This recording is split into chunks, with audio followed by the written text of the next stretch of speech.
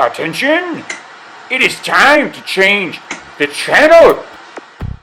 Live from Philadelphia, it's Mr. Pritchard's Art Room!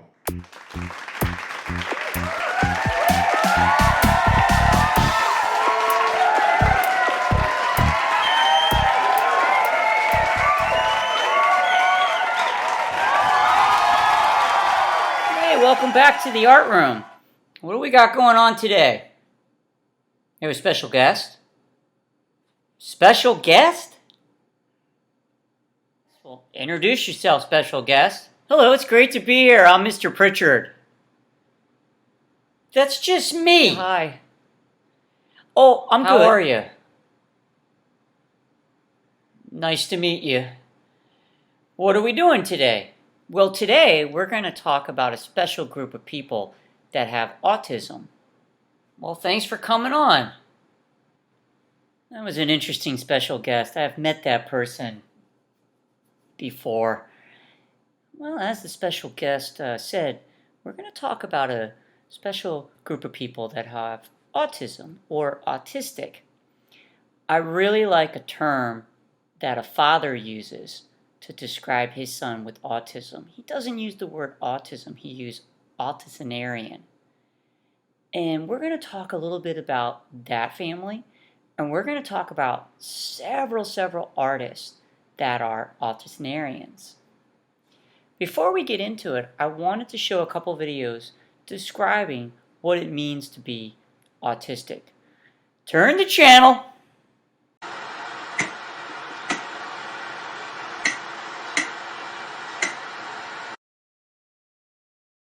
And like everyone, each autistic person has their own strengths and challenges. But all of us have difficulties with communicating and interacting with other people. This could mean not speaking at all, needing longer to process information, or not understanding facial expressions. We also engage in repetitive behaviour, doing or thinking the same thing over and over. This is sometimes for fun, and sometimes to help deal with our anxiety. People on the autism spectrum can also find unexpected changes, however small, very distressing. And then there is sensory overload, where noise, smells, touch, and bright lights become very painful and overwhelming. All these challenges can make the world feel very scary and hard to understand, and sometimes send us into physical and emotional meltdowns or shutdowns. Hello, my friends. I'm Professor Hans von Puppet, and today I'm going to... There's a weird sound. Hello, my friends. I'm Professor Hans von Puppet, and today I'm going to teach you about autism. Autism is a difference in some people's brains that makes them experience the world a little differently. Autistic kids feel their senses differently from others. Some have stronger senses than other kids. That can make noises seem too loud, lights seem too bright, clothes seem super itchy, and some foods taste yucky and smells seem more stinky. Other autistic kids aren't as sensitive as other kids. They might like to jump on a trampoline or make loud noises. Most autistic kids are a bit of both, more sensitive to some things and less sensitive to others. Some things can be harder for some autistic kids to do than other kids, like making friends, talking, or dealing with changes in plans. Because they have trouble talking, autistic kids might copy other words to say what they want. Like if I was an autistic child and I was upset about something, I might copy the line from the TV show Phineas and Ferb and say, "Curse you, Perry the Platypus," to show I was angry. Autism can make other things easier for autistic kids, like learning things about favorite interests. An autistic kid who likes the movie Cars might know the entire script. Another might know everything about fans, dinosaurs, or angry birds. Every autistic kid has their own interests, and that is great. Another cool thing about being autistic is that autistic kids can get super happy sometimes. So happy, they have to use their body to show just how happy they are. They might flap their hands or jump for joy. They might use their body to show other emotions too, like rocking when they're upset. Overall, autistic kids are different from other kids, but they can be just as happy as anyone else. So if you're an autistic kid, you should be proud of your unique self. I hope this has helped you understand autism a little bit better. The channel's back to me. Hello? Hey, welcome back. I like that video. I like the way it described some of the traits that individuals might have with autism. Have you ever met anyone with autism? I have. I've met some people in my life that have really good memory, can talk about things from books off the top of their head, can talk about science, the stars, memorize subway maps. I met individuals that do things with their hands, and that was talked about in the video too, that energy in the hands. I met some children too in my life that have had meltdowns because the day has changed a little bit, like the routine. So I could relate to it. I also can relate to it with myself. My ears have been super, super sensitive lately. Now, one of the things I like about the one father I talked about earlier is he does not like using the word autistic to describe his children. He likes the word Autisarian because he believes it's a superpower and he doesn't want to label his children as a disability. It's kind of like how Mr. Pritchard doesn't like it if someone says a visually impaired child, because no one has ever called me a visually impaired adult. So I like saying the child's name first. So no one in my life has ever said visually impaired Mr. Pritchard. They always refer to me as Mr. Pritchard. So I believe that father is the same idea. He doesn't want his child just to be labeled autistic. So he came up with the superhero name, which I love, because he believes it's a superpower. His children are very, very talented in the arts, and we'll get to them in a little bit. I'm going to be talking about and sharing several different artists from all around the world and Philadelphia. Are you ready? Well, let's get started. Did you know the creator of Pokemon has autism? Pikachu! We should use the term that father uses instead, Autisarian. I like that term. Every artist we're going to look at makes art differently, just like anybody else. Some are real, some are abstract. Here we have a cartoon character on the left, kind of looks like a fox to me, holding a pride flag and a trans pride flag. We have a portrait in the middle of a character screaming with bright cherry red. I read something that the artist stated that this was a feeling during COVID-19. Maybe the artist couldn't speak about it, yet could actually make art about it to express their feelings. And the last painting is basically like shapes and designs put together almost like in textures. It's almost like the artist was just going very fast on the canvas with these square designs from the brush, putting them all together. This is Rebecca Burgess. Talks about a day in the life of an individual with autism. Running around the room here, giggles, my voice is loud inside my head. Calms down her jitters as she's running around. Here she is playing in the sandbox. Says, I need to hum, I need to sway. And it's got two heads moving because she's moving pretty fast in that sandbox and feeling all the pebbles between her fingers. It's pretty interesting how Rebecca uses art to describe how it feels. Here's an illustration of mom hugging her and says, I don't want to be hugged. I push away. Everything is too loud. I wonder if this is Rebecca telling about her life growing up. This last drawing on the left I really like because it talks about what's inside the person's head with words. Strong smells, bright lights, noisy spaces, new routines, complicated language. Megan Rihanna also uses her art to describe how she feels. I like the one on the left showing all the different things going on at the same time, from foods to smells to sounds to words. Now, not every artist will only do art about how they feel inside. They'll do art about lots of different things, just like any other artist. This is Madison Cowhill. I like this comic book pop art feel with the bright colors. The characters have a comic book feel to me. Got that cherry red and blue blueberry too in both portraits. Neat stuff. This is the artist Morgan Harper Nicholas. Musician, Poet, writer, artist. I like how the artwork has writing in it. Note to self, you can do this. Choose connection over comparison. Beautiful things take time.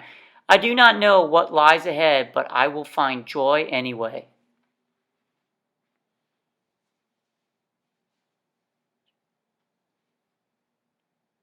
I relate to her because I do art and music also and writing.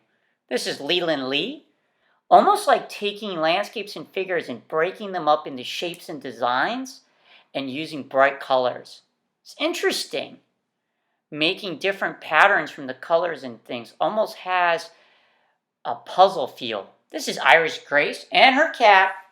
They like to work together on everything and doing these magical kind of landscapes, we'll say. The colors run together. This is Michaela Shield. I liked her work. Photographer, artist, loves surfing, takes pictures of surfing, does giant drawings of faces that are super realistic also. So this first one has a photograph of a wave, and this next one has some portraits. The portrait on the left, she's speaking out about things going on in the world at the time also, which is very powerful, talking about things in the news and talking about even gun violence, and wants to help the world. This is Neom Jain, artist using bright colors, movement, texture in the artwork. There's no figures in it. The colors make up some shapes sometimes though with the brush strokes and then sometimes even dripping motifs. Reminds me a little bit of Jackson Pollock's artwork. This is Art Jamila. I absolutely love her artwork because it has a lot of details in it. On the top we have a lot of musicians playing together. And we have just this complicated artwork. I imagine these take a long time to produce. There's a ton of cats. Here's one with a lot of fish together. And it's almost like they're interacting and overlapping each other in these designs. Great stuff. This is John Adams. I often wonder what the pen means. It almost has like staples coming out of it. I wonder if it's a pain somehow of writing or something didn't work out. What do you think? This is Anna Berry. Some of the photographs she takes. I love these black and white photographs of people. The one on the bottom left is of a homeless person in New York inside of a church. Anna Berry also does stuff with paper like magazines.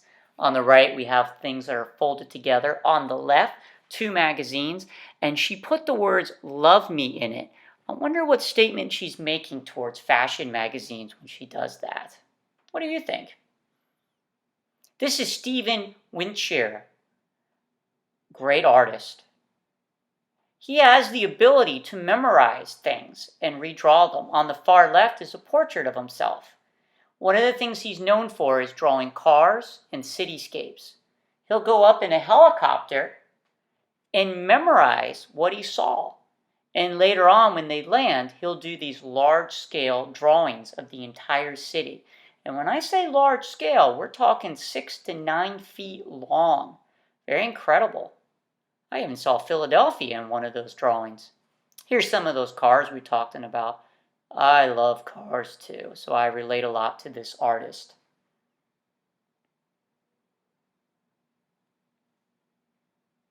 This is the artist Bryn Graves, some of the photographs. Some portraits here and also a photograph on the train tracks by themselves. I wonder what the artist is saying there. Just see a couple feet on top of a train track. Looks like a deserted train track in the middle of nowhere. This is Amrit Kunani. I love the details in this artwork. It's almost like a contour drawing. The pen never stops. It just keeps going and going. The pen, pencil, marker, unbelievable stuff. A lot of detail. This is Angela Weddle. 2 portraits here. Some bright colors. Got some bright purple grape. The one on the far right, the portrait's almost smeared and blurred, and it's a portrait of the artist. I wonder what she's saying about herself there, that it's blurry. This is Maxwell Bitten. This artist also reminded me of a pop artist in the portraits with some of the bright colors in the background. And this chair is very interesting as the person. Well, here's the artist we were talking about earlier. This is Campbell Smith from Philadelphia, and this is the artist that his father has the term Autisarian. Painter and does sculpting out of cardboard. His brother is also an Autisarian and loves to do work on the computer. Here's some more Campbell Smith work on the sculptures out of cardboard, and there's a painting.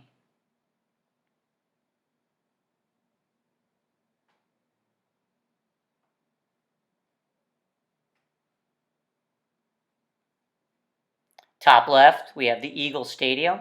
Bottom right looks like a neighborhood in Philadelphia made out of cardboard.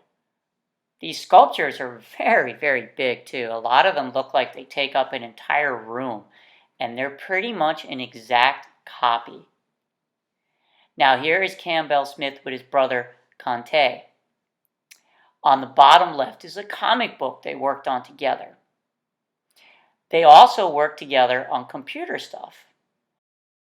I'm going to share a video now about Campbell, and then it'll go into some art that the brothers made together also on the computer.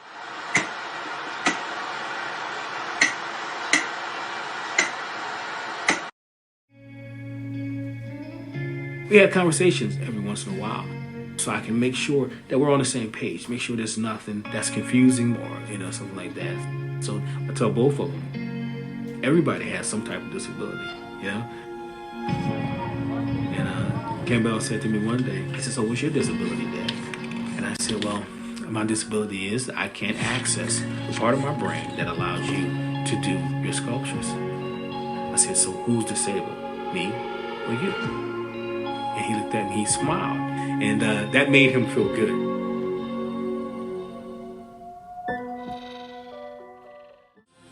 After he had dropped that load, The Autisarian with a special ability, they become superheroes.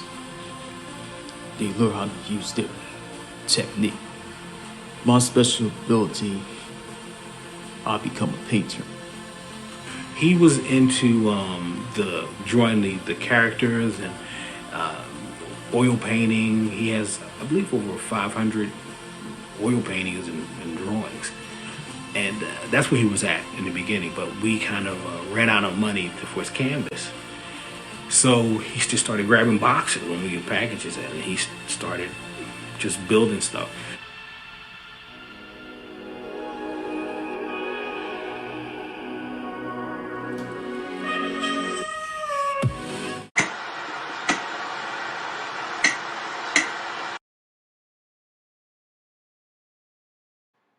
Here are some of the graphics that the brothers worked on together. It's a pretty interesting story. It's an idea that their superpowers come from outer space, and that's what makes them special.